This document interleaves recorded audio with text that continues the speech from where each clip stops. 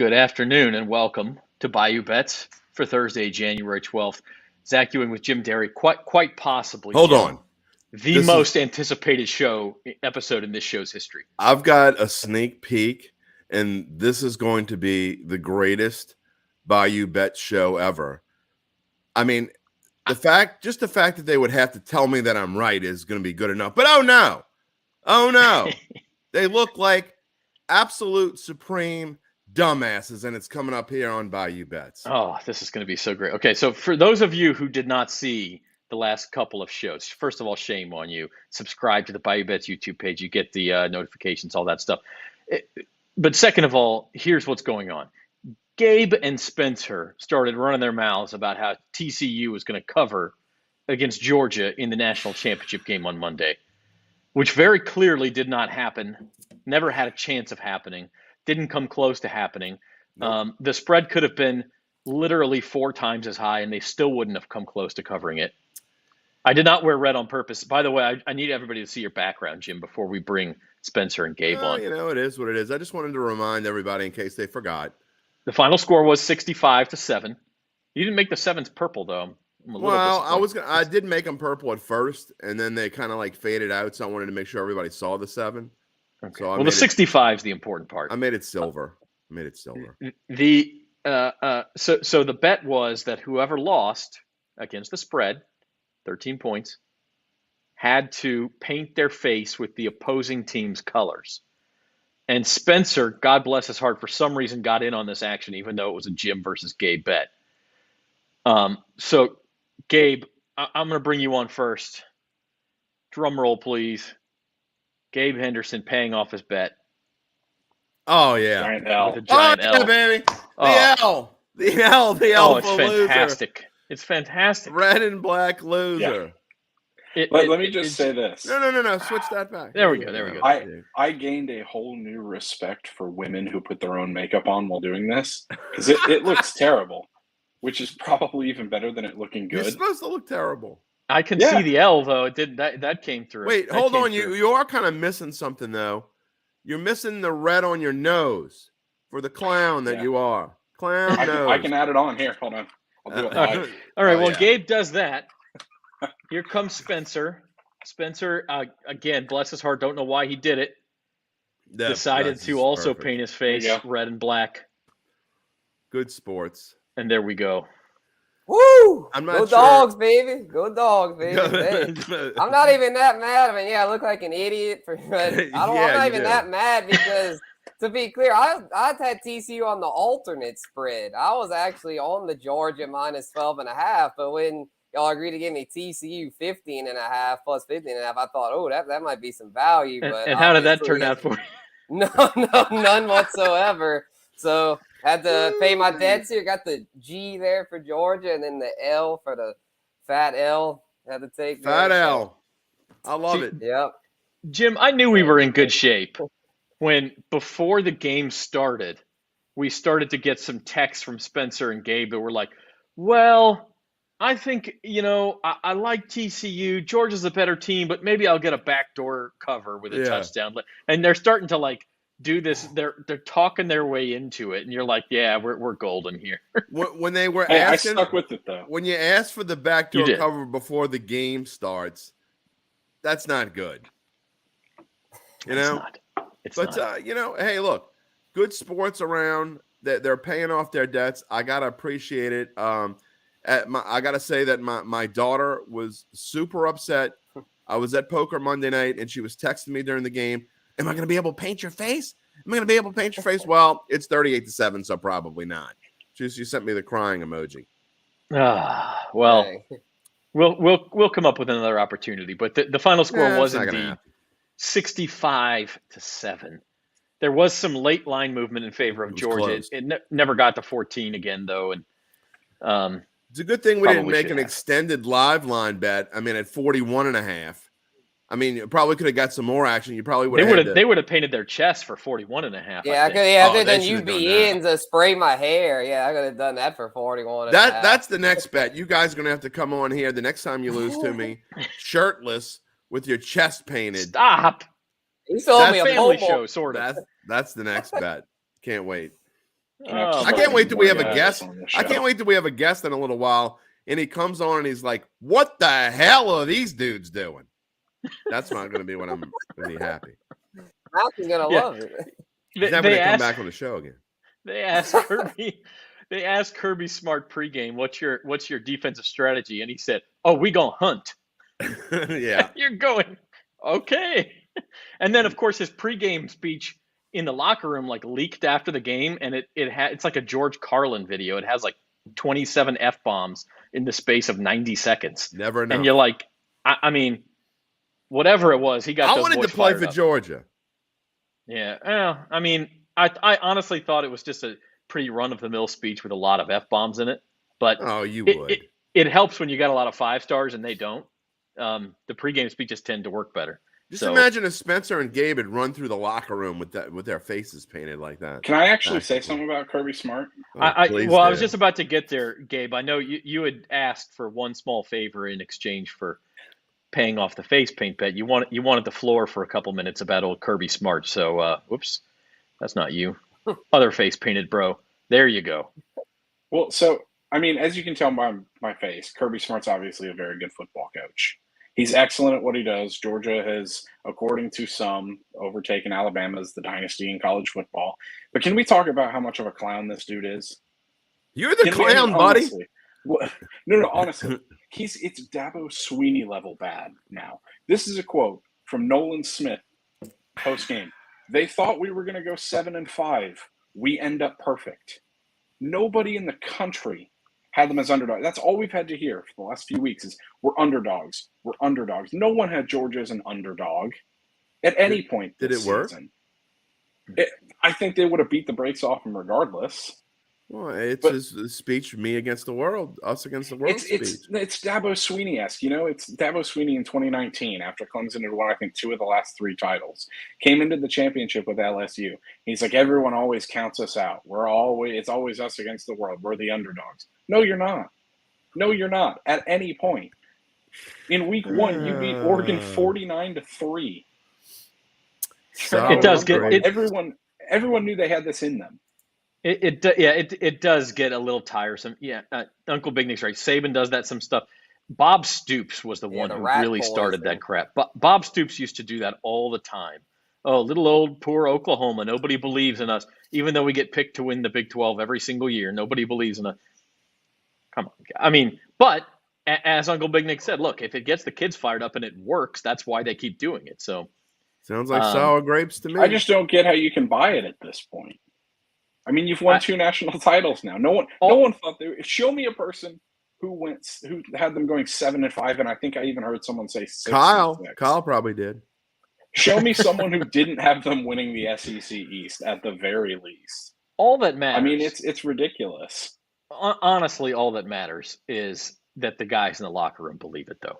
It sounds ridiculous to you and I, but if Nolan Smith gets fired up for it, well, then Kirby Smart's going to keep doing it. With TCU, it would have actually been true. TCU was an underdog like 5 times this year, maybe more. Yeah, well, maybe if we had a real team playing in there, it would have been a better game. Well, maybe if the real teams had won their other games, they would have been there. Maybe we use best teams instead of resumes. So we'd give a better game. Can we not do this? Can we not do this? No. What if Alabama was 6-6? Oh yeah, if Alabama was playing, actually, you could have probably put Vanderbilt in this game, and it wouldn't have been 65-7. I think Vanderbilt actually might have put up a little more of a fight. Didn't Vanderbilt play Georgia this year? What was the score of that game? Yeah, I'll look. It was ugly, but it wasn't 65. Put up a great fight. Mizzou almost beat Georgia. That'd have been better. 55. Georgia in the fourth 55-0. Yeah, that's close. Here's the thing. Tulane would have been better. I'll get on here and I'll explain why I felt so comfortable with TCU. I was obviously very wrong, as you can see by Spencer and my faces. But the thing is we heard all year about anytime Georgia struggled against Missouri, against Kent State, it was, well, this team's just waiting for the playoff. That's all. They're just going to get up for the big game. That's what we were waiting for.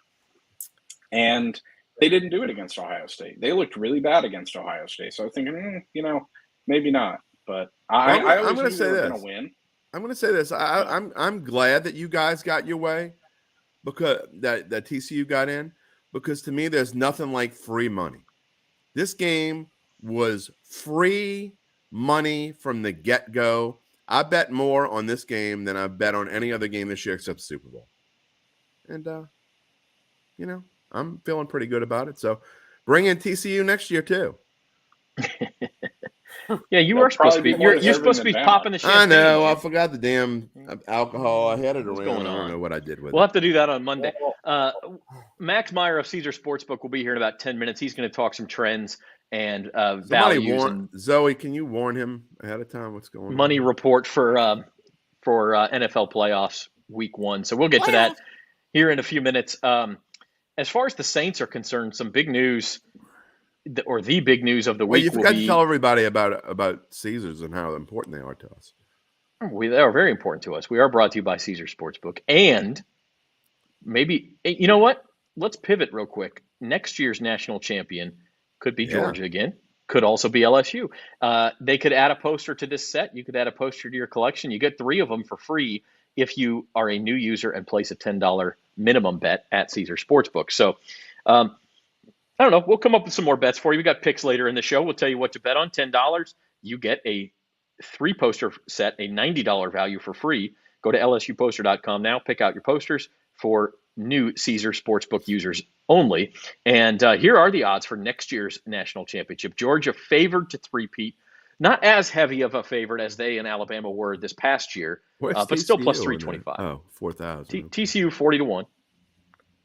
That's lower than they were last year. I bet you that goes up if they get Walker Howard, though. Why? No, that's true. Walker Howard transferred from LSU. Rumors, too, that he could be looking at Alabama and Georgia, though, by the way. So I'd be sick. Okay. Could happen. LSU sitting there at 14-1. Yeah, it's in the doubt. Best odds. What's that, Spencer? He's going with Besh, isn't he? He's going to hang out with his boy Besh. Apparently. I think Spencer froze. Yeah. I was going to say, with I think the TCU thing. Go ahead, Spence. Am I back or is it still? Yeah, you're back. You're good. Okay, yeah, the TCU thing, makes a lot of sense because, we want his boy Bash, and it sounds like it could be an NIL deal on the way. I feel like that would be the move because I don't see why he'd leave LSU to go to a different SEC team. I would think if he's leaving LSU that he'd go outside of the SEC. Maybe he's going to get an NIL deal with a face painting company. Can I just start the nickname now? Walker and Gabe will have to. Walker Texas Christian. No, I mean, look, he's going to go somewhere where he's going to start first and foremost, whether it's in the SEC or not. He's not going to start at LSU next year, but he very well could start at TCU or Georgia or Alabama. They're all losing their quarterbacks. Hope he's better than his daddy. But LSU 14-1. Jim, you brought this up a couple of weeks or a week ago, right when the season ended, saying it could be some value on LSU. I don't know. I think that number is probably about right. LSU is going to be very good next year. I don't know that you can expect them to win the SEC and get into the playoff at this point. Why not? Because of the 2 teams at the top of this list. Well, it's a little early to be saying that. I think LSU next year will be majorly improved. But you said something last week about, I don't know if it was a number that was already out or you expected LSU to be plus 1,200 in the SEC. Is that what they are? Yeah. They're not, but I'm just guessing. Okay, so based on, to me, if they're plus 1,200 to win the SEC, then they ought to be plus 1,200 to win the national championship because the one of the SEC is going to win the national championship again. It doesn't always happen that way. No, it pretty much does. But just 13 of the last 16 years or something. Yeah, Ohio State very nearly beat Georgia this year. Very nearly. Could have, would have, should have. That's what I'm talking about here. Speaking of could have, would have, should have, let's spend a few minutes on the New Orleans Saints. And the news of the week is Sean Payton's interviewing with some other teams. Wherever he goes, that team must give the Saints compensation for letting him out of the last 2 years of his contract. So Saints don't have a first-round pick right now. I think it's more than likely they end up with one. I think it's fair to say we just don't know where or who that pick will come from. But the Houston Texans are a team that are looking for them. They own numbers 2 and 12 in the draft. Arizona Cardinals own number 3. The Denver Broncos, I think, have number 29. So it could be anywhere in there. But he's not going. Sean Payton is not going to go to a team that A, he doesn't have good ownership, and B, doesn't have a quarterback that he can mentor, and I'm not sure that a rookie quarterback in the draft is something I would call a mentor. So that rules out to me Houston, and it rules out to me Arizona. Arizona is almost – I would be floored if he went to Arizona. He is not going to go work for the Bidwells. I mean, the one thing that he had here is that he could do whatever he wanted, and he knew he had the backing of his general manager, and he knew he had the backing of his owner. He's not going to go somewhere where he's going to have to wake up in the morning and figure out what kind of mood his owner is in, because the Bidwells are awful owners. They always have been. They always will be. He's not going to go there. And Arizona's a bunch of losers. I mean, he's not going there. So I agree with you on that one. I think Houston is a possibility. They do have a lot of draft capital. Houston's definitely more of a possibility than Arizona. Where do you see him ending up, Jim? I'm going to be honest. I kind of joked about it in my column this week, but I'm not kidding. If Tampa Bay beats Dallas, it would not surprise me in the least if there's been talk behind the scenes to where McCarthy gets fired and they bring in Sean Payton, and I could see that. I mean, I'd almost put that as the number one possibility. I think there's just as much a possibility as he doesn't coach next year than go somewhere that you've mentioned, Houston, Arizona, Denver. I don't think he wants to go to any of those places. And he's not going to just willy-nilly get up and go coach a team. I don't think he's like jumping out of his chair to go coach. I think he wants to coach again, but I don't think it's a big deal if he doesn't do it for next year. And the Saints aren't going to just give him away. So it needs to be a good deal for everybody concerned, everyone concerned. And I could absolutely see him. Dallas is where he's always been wanting to go. It's not a secret. And, it kind of contradictory to the owner thing, but he and Jerry Jones get along very well. And I think Jerry Jones would be willing, and the Jones family, Stephen Jones as well, would be more willing to give more of the reins up if Sean Payton were there. I think that's possible. I think that would be bad news for the Saints. You'd have to play him every couple of years, and they don't have a very high draft pick, and so the compensation wouldn't be as good as it could be from other teams. But he's going. So I disagree with you on he's jumping. He is jumping out of his chair to coach. You can see it. He comes on TV and talks about his camp is leaking all the places he's I believe Jeff Duncan he more than everybody. I believe Jeff Duncan more than anyone. And Jeff Duncan says he thinks it's 50-50 whether he coaches next year. If you listen to what he says, and he knows him better than anyone. And he says that all this stuff is just ploy, talk. And he said he would not be surprised at all if he waits for that Dallas. I mean, he didn't say Dallas specifically. I'm saying Dallas. But if Dallas doesn't come open, I wouldn't be surprised at all if he waits and says, you know what, I'll wait one more year to let McCarthy hang himself, which is going to happen. And they stink it up again next year. And they let him go. Yeah. I mean, Gabe, you're a Houstonite. I wonder your thoughts on, I mean, I do think that if Houston gets itself in position to get Bryce Young in the draft, let's say, I think that could appeal to Sean Payton. Not only a rookie, but a blue chip rookie who's expected to be a great quarterback, and say, hey, I can mold this guy from day one. Plus, they've got a lot of other draft capital in the next couple of years and salary cap room and everything else. I think the Texans could be built up pretty quickly for Sean Payton. They're an appealing job. Obviously I'm going to say that, and a lot of people aren't talking about it. They have over $50 million in cap next season. Yep. They have 12 picks in total, and I think 11 the next year, including 4 first-rounders. Also, depending on how you view that 33rd pick, it's all but a first-rounder. But they've got 2 picks in the top 12. I don't think they'll end up with Bryce Young. That's the pessimist in me. But the one thing for me is I think Sean Payton would want to come here. I don't know if the Houston Texans want to give up a first-rounder for Sean Payton. I don't know if they want to pay for that, because over the last few years, they've given up a lot of first-rounders. Just look at Laramie Tunsil. We gave up a lot of first-rounders for him. We gave up first-rounders to trade up other times, too. And what is their second pick, Gabe? What is their second first-round pick? 12. Okay. Well, that'd be – They have 2 and 12. I could see the Saints doing that. They have a lot of needs. They have a lot of needs. So I think if anything, they would probably do next year's Browns pick.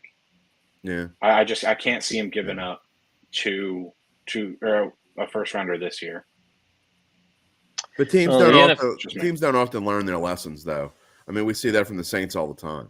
I mean, I think Caserio learned his first year when the first pick he had was a third rounder. Yeah. So yeah. that's I mean, no I do fun. think now that he's stocked all these up, and Sean, like, listen, and we all know, we've seen it in New Orleans, a good coach makes a big difference. Sean Payton, it may be different than paying up for an offensive lineman or something. If you pay a first round pick and you get a coach who's had proven success in the NFL, that to me is a different equation than saying, let's go get the best rookie left tackle available. He can upgrade your entire organization. I think it's something Houston would take a look at. And I don't know if that's the most likely place for Sean Payton, but I do think it's up there. I don't think Houston has Dallas. I don't think Houston has to upgrade themselves all that much to be a contender. Just look what Jacksonville did in the course of a year. Exactly. The division stinks. You draft C.J. Stroud or Bryce Young and get Sean Payton in there, you may have something pretty quick. I mean, you have the worst rush defense in the league. You've got no weapons out wide at receiver or tight end. They've got a lot of needs, and the wide receiver free agent class is horrible this year. That's why when we get to the slide of the number one pick, which I'm looking forward to, there's a plus 700 in there that I'm looking to go bet. All right. Well, we will get there. First, we want to talk about this weekend's NFL playoff games. For that, we'll bring on Max Meyer of Caesar Sportsbook. Max, we appreciate. Oh no, we don't want. Want face paint McGee over there. Awesome. We had a little bet on the national championship game, and those who bet on TCU had to paint their faces, and the rest of us are gleeful this morning. Or this afternoon. I wasn't specify TCU to cover. I wasn't sure if it was Nacho Libre Day or something, but no, definitely. They're the devil, Max. They're the devil. Well, we were able to. Jim and I were correctly able to pick that game on Monday. We're looking for some more more information that might help us pick some winners this weekend. So let's go through the NFL playoffs with Max. He is a content writer, does a lot of the action reports for Caesar Sportsbooks, tells us about the trends. First off, a little bit of a weird weekend, Max, in that all 6 of these games are rematches from the regular season. How does that affect lines and point spreads, and how do bettors react to that sort of thing when there's been a previous meeting?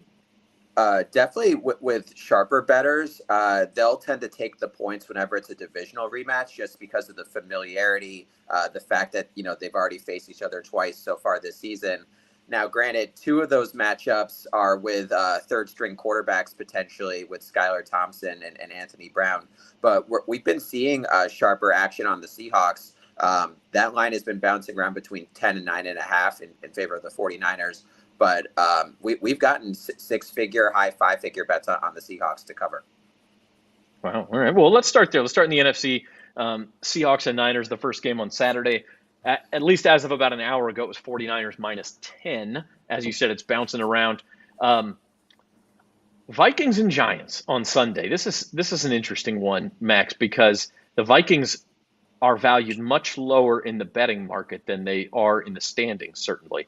And they're 3-point favorites at home here against what's considered one of the weaker playoff teams. Yeah, the market hasn't really respected the Vikings all season long. I mean, how often? I mean, it's never happened before seeing a 13-win team enter with a negative point differential on the regular season. Spread action-wise, it's actually very tight. Vikings have gotten 51% of the tickets, 52% of the handle about. Where it is very lopsided, though, is money line. The Giants have gotten 91% of the money among all money line bets placed for this game. And of course, Caesars operates in New York and New Jersey, so there's the tri-state area contingency that's looking to back their Giants. But I just think overall, there isn't a lot of faith in this Vikings team.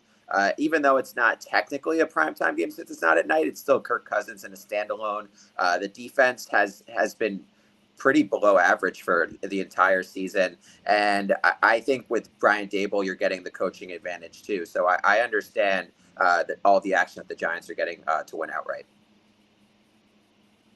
All right. And then finally, the last NFC game Monday night, Cowboys and Bucks. This one was 3 most of the week, and it's now down under that key number. Cowboys minus 2.5 on the road. Combination of the Cowboys not looking good last week, people wanting to back Tom Brady in the playoffs. What do we owe to that line movement? There was some sharp action on the Bucks at +3. Nothing significant, but still enough to move the line 0.5 point. And going from 3 to 2.5 is always a pretty big move. But I would anticipate a lot of public action on the Bucs. Like you said, the Cowboys have really stumbled down the stretch, capped off by that horrific Week 18 performance against the Commanders. Dak Prescott's just throwing interceptions left and right. And I'm sure that, everyone's hearing, oh, Tom Brady's undefeated against the Cowboys in his career. Oh, this is the first time he's ever been a home underdog. And the fact that, that you're getting points with him against a team that has really faltered, I think that the public is going to lean the Buccaneers' way. Spread-wise, again, it's pretty even. Cowboys about 52% of the tickets, most of that coming at 2.5. And Buccaneers like 54% of the handle. But money line, it's a lot of bucks. It's like over 80% for tickets and around like 63% for handle. Max, it was never really a full 3 though, was it? It was more like 2.75. I mean, you had to bet juice to get it at 3, right? So when we opened it, it was a flat -110, but pretty quickly it was a juiced -120 for the Bucs at +3. So it was there, just not that long. Switching over to the AFC, really interesting movement in this Chargers-Jaguars game that's Saturday night. Opened, I want to say, and correct me if I'm wrong, Max, but Chargers were -2.5 to open, went all the way back almost to a pick 'em, and now has gone back the other way. So it's sort of all over the place. Yeah, and like you said, so Chargers 2.5. It actually did go down to pick, and then we saw some strong, sharp action on the Chargers there. So I doubt that this line reaches pick again. It was back up to 2.5 earlier today. Then we saw some strong action come in on Jaguars money line, specifically at +1. I think it was +125 or +135. And so, I mean, we've been seeing strong, sharp action on both directions. It's really just depending on the number. Both teams have gotten 6-figure bets for both spread and money line. For me, I like the Chargers. I know that the Jaguars have the coaching advantage, but the Jaguars, like in their 2 biggest games recently, like against the Jets, yes, weather was a factor, and then the Titans last weekend, the offense I just didn't really get it going that often. They needed a Josh Dobbs basically a defensive touchdown against Josh Dobbs to win outright. Chargers getting healthier. I know there's questions about Brandon Staley and his coaching malpractice last weekend. Might cost them Mike Williams this, but I just really like Justin Herbert. I like this Chargers team. And I also think that this is a great spot either for a potential teaser play with the Jags, betting it live, because I think this is a 1-score game. So anytime you can get over a touchdown, whether it's a 2-team 6-point teaser or if a team scores a touchdown and it goes up to 7.5, I would take that team. Just out of curiosity, is this the least amount of tickets you have on any game? I mean, I know you talked about some big bets that came in, but as far as the number of tickets going, what is the least and the most games? So most is 49ers Seahawks, just because the Saturday game. Yeah, the Saturday games, and same with Chargers Jaguars, they're going to have more tickets just because those games are first. Least tickets, I would have to look. I would think it's Bengals Ravens, just because with the 2 other Sunday games, Bills and Giants have huge New York influence versus Bengals and Ravens, like Maryland's legal but not as much. The biggest bet we did take though was 880,000 on Ravens +6.5 from an Indiana wasn't Mattress better. Mac, was it? Was not Mattress Mac, okay. But yeah, that poor bettor did not get the best of the number there, because that number is up to 9.5 now. Yeah, that's one of those 2 games, and the other one, the Dolphins-Bills, where you mentioned third-string quarterbacks. It could be Skylar Thompson for the Dolphins, and it sounds like Lamar Jackson and Tyler Huntley both out for the Ravens as well. So we're going to get Anthony Brown. These numbers keep going up. Have they reached their limit, Max? I mean, are you starting to see some of that buyback now that the numbers have gotten this high? Bengals, not yet. I mean, this number continues to climb. It just hit 9.5 today. I still think there's wiggle room with Huntley versus Anthony Brown, because at 9.5, Lamar Jackson's not playing. But I still think that Huntley does have a shot, and I think that the number would come down a bit versus if it's Brown. I think that this hits double digits. Dolphins, Bills, the market already reacted to Skylar Thompson being the likely starter. So I think 13.5 maybe would be the peak. I would be stunned if this closes at 14. just because we were at Bills -9 before the Tua news hit. After that came down from the opener of 11. So it initially shifted to 12.5. And then there was a little more action at 12.5. So at 13, it's pretty settled there. So I would be absolutely stunned if it got to 14. How about the futures market? What have you seen big bets there? What movement? Doesn't seem like a lot of movement, at least in the Super Bowl market in the last couple of weeks. But what are you seeing there? In terms of recent action, we did get some bigger bets on the Chargers, including it was a 40,000 bet on Chargers 25-1 for $1 million payout. Chargers are now 22-1. Chiefs and Bills. The Chiefs have been Super Bowl favorites ever since it was first proposed that the Chiefs would be the team that would end up as the number 1 seed after the Damar Hamlin injury. 49ers Eagles. That one's interesting to me. Just because obviously Eagles have the bye and 49ers are the 2 seed, yet it's the 49ers with the lower odds. But I was talking with one of our top traders, and he was saying that don't be surprised if the 49ers, if these 2 teams meet in the NFC Championship, don't be surprised if the 49ers are actually favored in Philadelphia. And he definitely thinks it would be closer to a pick versus Eagles -3. So that's the reason behind that. But yeah, in terms of overall Super Bowl action, Bills lead in tickets and handle, 49ers worst liability. That would be like the 2 biggest takeaways, I would say.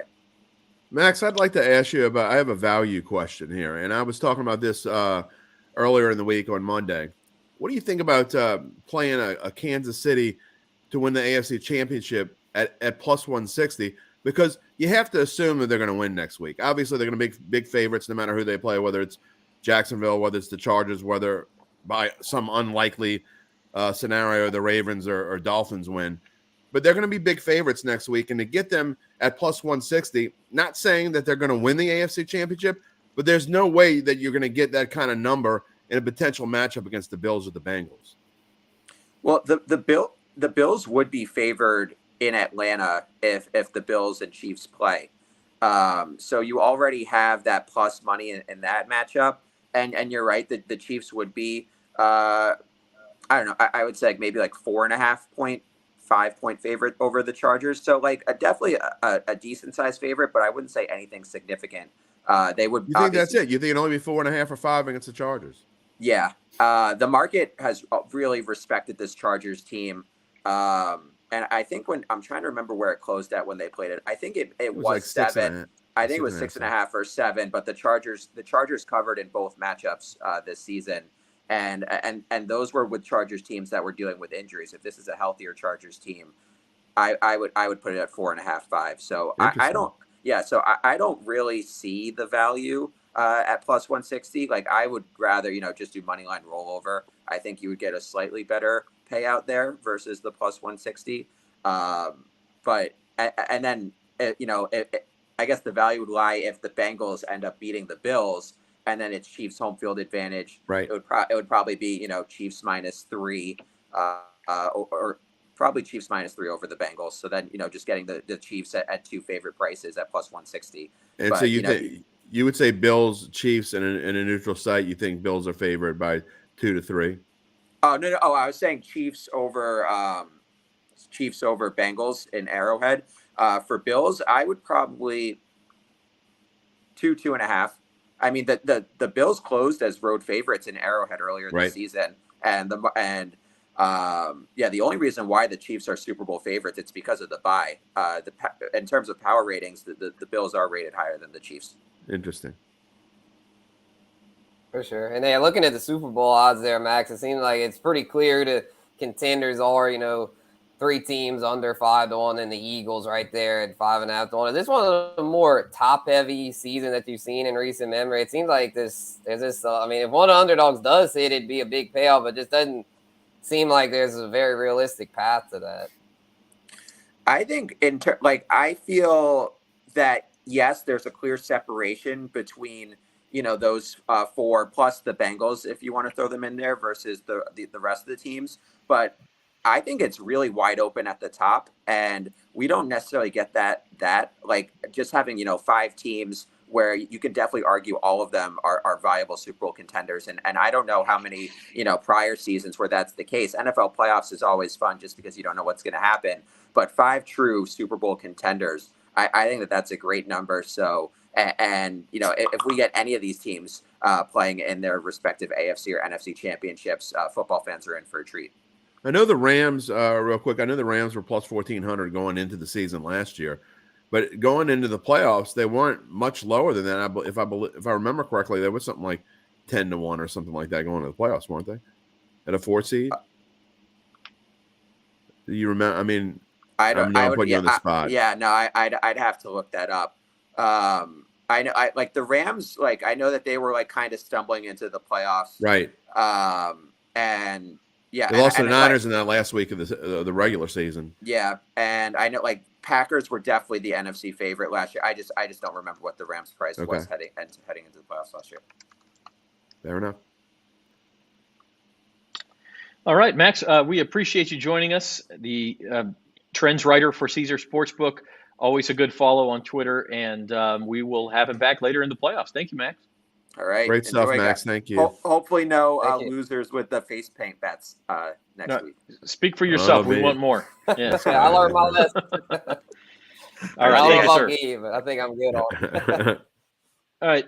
So that's it's all very interesting stuff, and we're going to get to some picks here. I did want to pivot into one more thing before we did that, and Jim, you had asked for this. This is the odds to be the number 1 pick. Yeah, look, I think Will Anderson is a great value bet. I'm not saying he's going to be number 1, but if the Bears hold on to that number 1 pick, which I know you, Zach, you think it's a fait accompli, they're going to trade it. I don't. I think they're trading it. Okay, well, even if you think they're trading it, do you think there's more than a 7.5 to 1 chance they traded? I certainly don't. I don't think they're trading it anyway. But even if you think they're trading it, you'd have to think there's more than a 7.5 to 1 chance they're trading, because I would almost. I mean, I think it would be a shock if they didn't keep number 1. If they kept number 1, that they didn't pick Will Anderson, and I think that's a great value right now. And remember, we saw numbers change last year, Zach, when we went to Vegas. The numbers were changing drastically as word came out about different possibilities. And so those are things you have to watch and look at it, because often people know things that we don't know, and they come to find out. So if you want to get some value, now's the chance to jump on something like that at 7.5 to 1. Even if you put a little bit on it, it could be a nice little payout for you. I think Jalen Carter has good value too at 8. Yeah, I agree. I was just about to say, I think the Bears will be almost as likely to take Jalen Carter as they would Will Anderson. The only thing about that to me is the Bears can get one of those guys at 3 or 4. And the difference between this year and last year is that last year there was not like a top 10 quarterback. Kenny Pickett was the first quarterback taken. I think Pittsburgh got him at 19th or 20th. 19 or 20. And so this year you've got 2 up there. You've got Bryce Young and CJ Stroud. Scouts at this point at least have coalesced around Young as the clear-cut number 1. That could change, Senior Bowl. Well, those guys aren't going to be in the Senior Bowl, but pro days, workouts for teams, the combine. I mean, those things could change. But right now, there are 2 quarterbacks. And so the Texans are a quarterback-needy team sitting at number 2. You also have a quarterback-needy team sitting at 3 in the Arizona Cardinals, potentially, depending on how they feel about Kyler Murray. At 4 with the Colts, at 7 with the Raiders. If the Saints get involved, they're a quarterback-needy team. I mean, there's a lot of teams here who would love to have one of those 2-star quarterbacks at the top. And to me, if you're the Bears and you have a quarterback that you're happy with, but you've got holes everywhere else on the roster, it makes way too much sense to me to move back somewhere else in the top 10. You can still potentially get your guy and pick up another first-round pick to fill another hole. Makes way too much sense to me. But you're talking about general common sense, and I'm not being a jerk about this. I'm talking about when you have a number 1 pick of the draft, there's a certain value that you have to get, or at least the quote-unquote book says you have to get. Mm-hmm. Some teams aren't going to be willing. I mean, if you're Arizona and you don't want a quarterback, obviously you're not moving up. If you're the Colts definitely need a quarterback, but are they willing to spend, an extra number 1 pick to move up the number? You're shaking your head, Gabe. Don't start. Don't make another bet. Don't make another bet. Okay. Yeah. I'm just saying. I think they are. I think Irsay is way too impatient to wait for another quarterback to fall into his lap. I think the smart thing for a lot of those teams, Texans aside, would be to wait, because next year's draft class for quarterbacks is incredible. But I think if you're a team like the Texans, you have to go get a Bryce Young or a CJ Stroud. And I think right, so you don't have to move would love to. I think Irsay would love to spite the Texans and go for that. I think I'm not saying there's you're a wrong. team that trades up, it's the Colts. I don't see anyone else trading up to the one but the Colts. I agree. I think the Colts are the only team that's going to trade up to do it, unless by some weird chance, and I've already said it's not going to happen, but if some weird way that Sean Payton did decide to go to Arizona and the Saints got the number 3 pick, then they might be willing to do some things. I doubt it. But also, if you're Indianapolis, you can sit back and forth. I don't think Arizona's going to take a quarterback. They're stuck with Kyler Murray. So what are you going to bring in another quarterback for? If I'm the Colts, and I'm not saying Irsay is the smartest owner on the planet, but if you're at number 4, then play chicken. I mean, just wait till number 4 to take CJ Stroud, because he's probably going to fall there if you're 4th. I mean, too. I agree with that.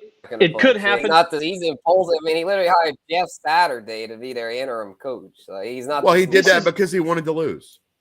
This is where I'm at, though. We're talking about several teams who are quarterback needy, and there's does several it make quarterbacks in the free agency market as well? Does it make sense for all of them to go to trade up to number 1? No, it doesn't. But if you're the Bears and you're sitting there and you could potentially field offers from Houston, Arizona, Indianapolis, I don't know, Seattle, are they happy with Geno Smith? He's a free agent. But they're going to be picking in the middle in like 8th or something like that. No. They have the 5th pick. Seattle has the 5th pick. I thought it was like the 7th or 8th Denver. pick. They have the 5th pick. Detroit probably happy with Jared Goff. Vegas is 7. Carolina's 9. Right? Like, there's a lot of quarterback needy teams in the top 10. If you're the Bears and you start to get into a bidding war situation where you can get 2 or 3 additional first or second round picks, I think you're assuming there are going to be this bidding war, and I don't think it's going to be like you think it's going to be. I mean, that's I guess the key. If they don't see the value for it, then okay, maybe they just take their guy. But to me, you could get Anderson or Carter at number 3 or 4 and pick up an additional first round pick, maybe even 2. But if you don't stay in the top 4, you're not getting Anderson or Carter. So you can forget that. I mean, so then you're talking about there's no bidding war. It's down to Arizona and Indy. And then if you're Indy, you're sitting around saying, okay, well, I'm not going to give you an extra number 1 pick.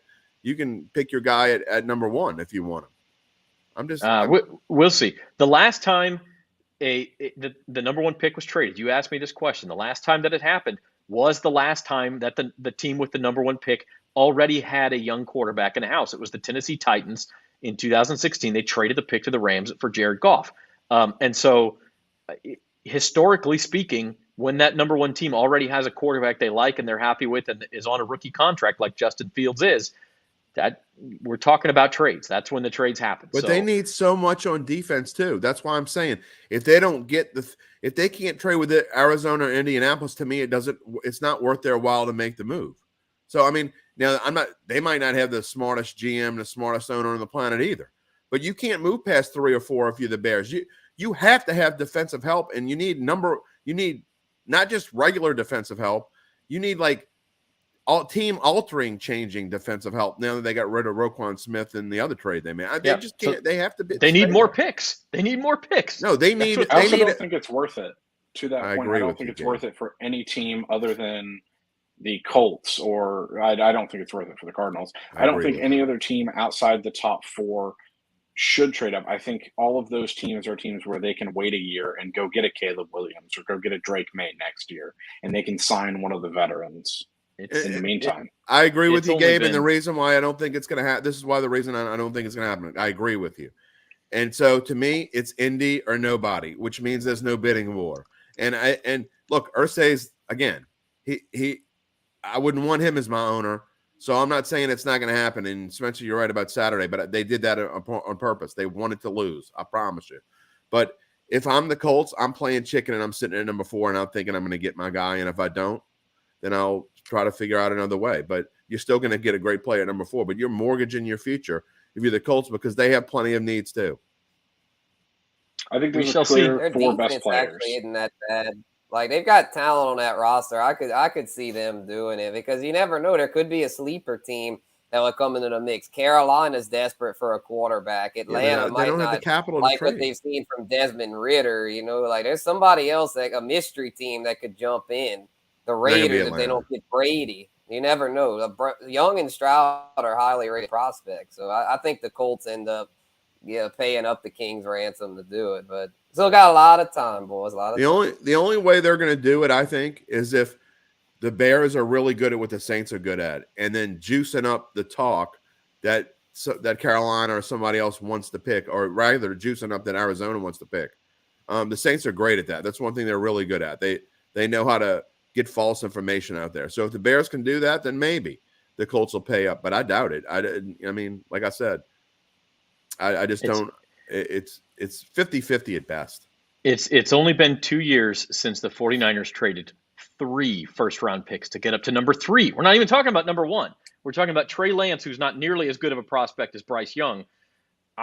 Somebody's going to pay. Somebody. But the 49ers are a different mold because they knew that they were 1 or 2 players away from winning a championship. The Colts are way more than 1 or 2 players away from winning a championship. The Panthers are way more than 1 or 2. You're talking about a franchise, and that has a really good coach as well, by the way. So it's completely different when you're talking about what the 49ers did. Well, but my point more than anything is San Francisco is number 12 in that draft. So we've only been talking about teams in the top 10. There are other teams that could go, look, you can have our next 3 first-round picks. We want to go get Bryce Young because we're close. I don't know at this point who that could be. But the fact of the matter is to say that it's going to be Indy or nowhere is naive at best. Well, there are more teams involved. Talk about the recent top quarterbacks chosen. Is it worth moving up as much as it is to take a chance on a Bryce Young? No. I mean, there's no sort of sure thing. All these Tua was supposed to be fantastic. Justin Fields, I mean, you can make a case that he's turning it into something, but we still don't know how good Justin Fields is. I mean, yeah, I mean, he ran around and did great for 6 games, but he still can't throw the ball. I mean, are you willing to alter your franchise, basically, to make all those moves? I mean, we're sitting here asking questions that GMs are asking. We don't know what they're going to do. I guess my point is that I think you're assuming it's going to happen. I think it's far from a fait accompli. I'm not saying it's not going to happen, but I think it's 50-50 at best because teams just don't trade that number 1 pick as often as it makes it seem like they would or should. I will say this. It's almost worth for those teams outside the top 4 or 5 taking a flyer on Anthony Richardson or for some unknown reason Will Levis because scouts seem to love those guys and they think all they need is time. Yikes. So if you desperately need a quarterback this year, take one of those guys. But that if to it me, work out, you got next year. You desperately need them. You don't have the time to give them that they need. So that's bad for the player. Eventually, but there's a reason they're in the top 10.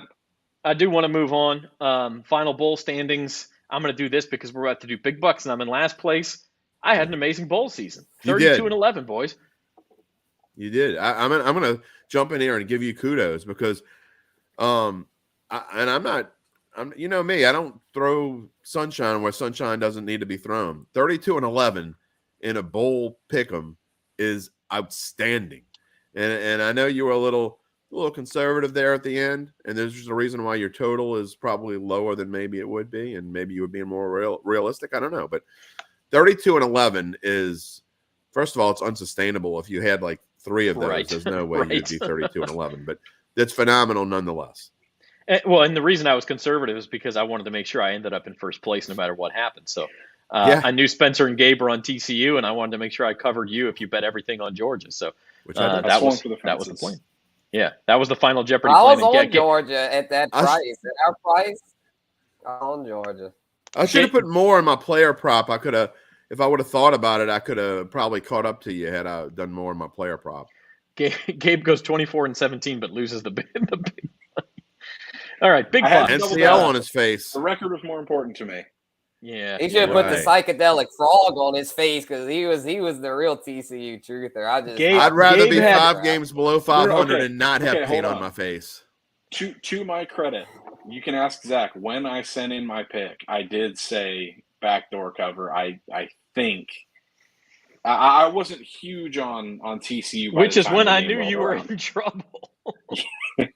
I hope you didn't bet it in real life then if you were begging for a backdoor cover before it even started. I Oh, can't. that's You live right. in Texas, That's you right. can't. You live in Texas. You can't. All right, let's do big bucks. NFL playoffs this weekend. We got to move along. Gabe had 17 small losses and 1 big L in those in those bowl picks. My big bucks picks, I'm at 733. Went with a money line parlay. Very chalky here, but it's just hard to imagine any of those 3 teams losing at home in this first round against backup. Well, Bills and Bengals against backup quarterbacks, third-string quarterbacks even.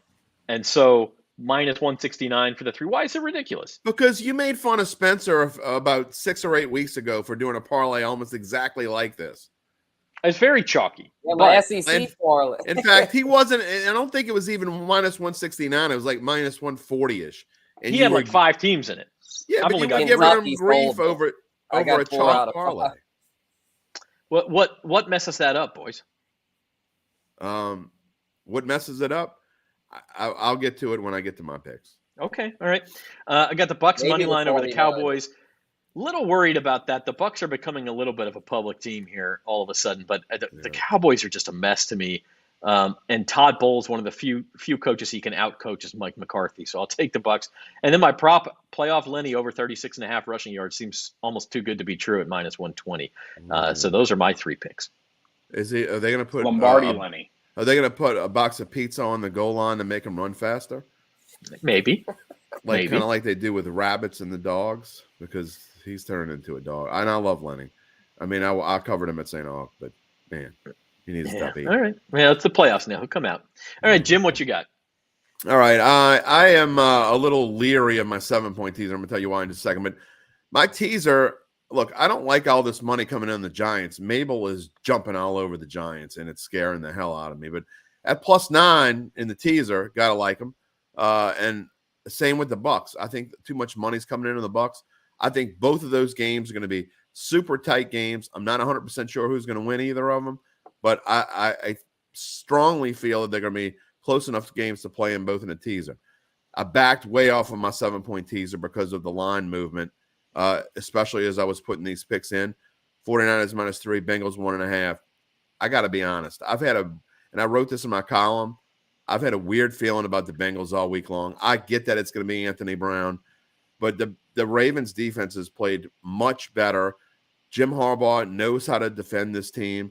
The Bengals, even last week when they scored 27, they don't play that well, except last year. They don't play that well against the Ravens just in general. There's something's fishy about that game. And 6s over 3s have happened plenty in the last 5 years. In fact, in the NFC, they've happened 5 years in a row. The 6s beat the 3 in the wild card round. What in the world would that have to do with this year's game? It's a trend. There's a reason why it happens. Different teams, you man. can do that all the time. You go ahead and bet against trends if you want. You bet against trends if you want. 5 in a row. There's something to be said about that. Tulane. Remember the Tulane trend? What is the Tulane trend? They did not beat a top 25 team. Right, and if I would have bet at 65 times in a row, I would have won. So eventually, you are going to lose. Yeah, but I'm gonna like to bet trends until they're not happening anymore. But some trends much more meaningful than others. I'm not even talking about trends. I'm talking about the Ravens know how to play defense. If anything, what I should have done is probably put the under in there because I think that is the best chance for an under. I'm backing off my support of the Bengals because everybody and their grandma, this number keeps going up and up and up and up and up and up. I think it's going to be a close game. I really like the Ravens with the 9.5. I will say that. All right. Spencer in the lead at 1,110. Yes.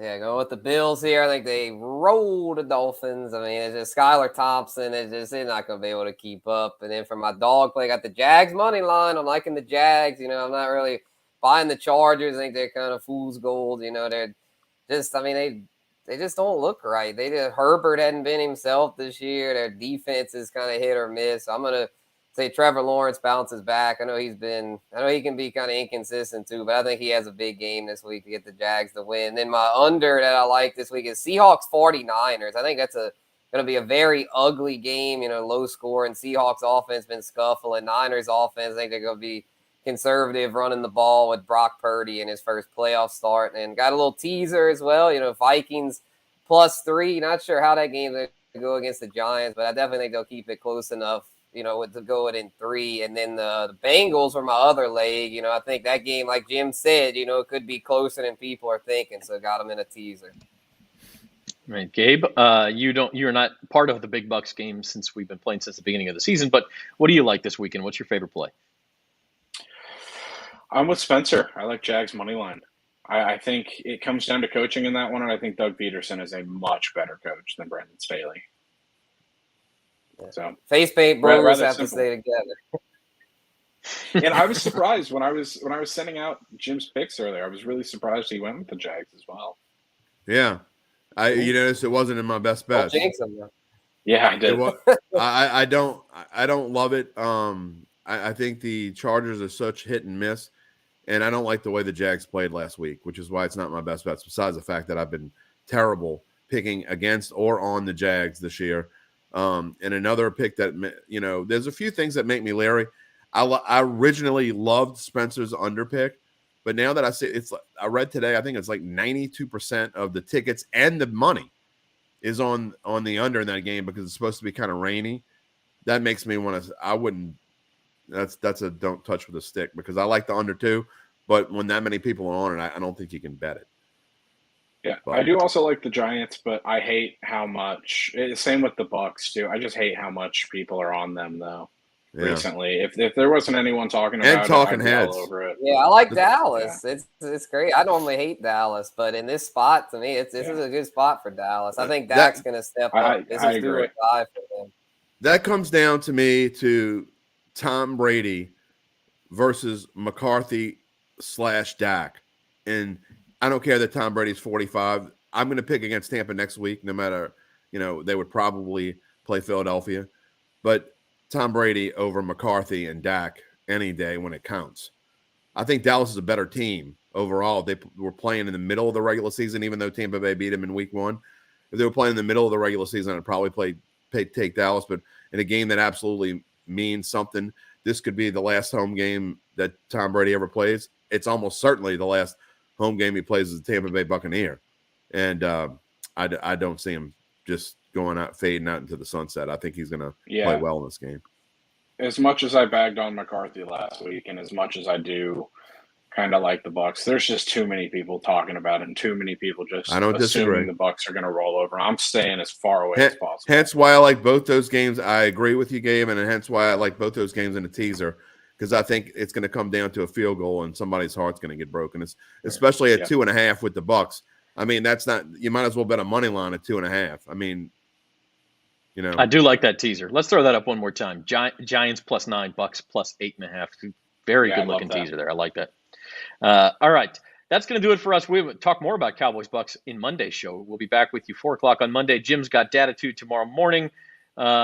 You boys need to go wash up. Spencer's got like a rehearsal dinner he's going to or something for a friend's wedding. Please wear Y'all wish me luck. Put the horns on. Leave your face paint and put the horns on. I think even if he washes it off, he might have a little bit of a ruddy complexion tonight. So good luck with that. How about them dogs? Go Dogs. They want me money. I'm not even complaining. Next week, when we come back on Monday, here's my extra spiel. When we come back on Monday, I'm going to recite Kirby Smith's post-game speech word for word here on the Datitude. Let's get the beeper ready. Let's get the beeper ready. We got to keep our PG-13 rating, man. All right. Oh, man. Okay.